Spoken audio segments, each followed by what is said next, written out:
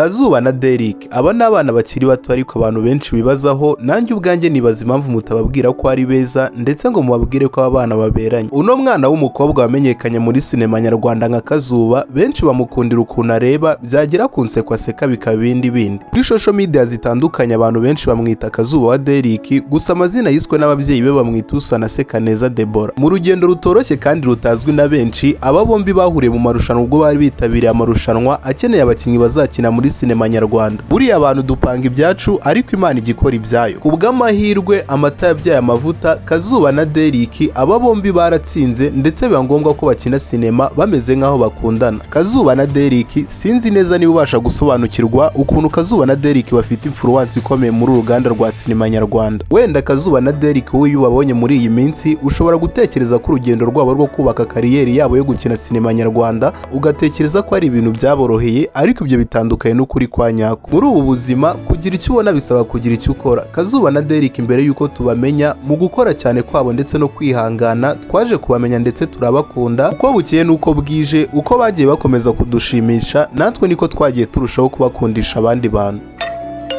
Nyamara wowe twabanye muri iki kiganiro ndagushimiye, ndagira ngo nkuhe ikaze hano kuri Why Empire. Ndi hano ku bwanyu, mwiyumvemo ikaze nk'ikimenyetso cyo kudushyigikira, ukande subscribe, share, like ndetse na comment.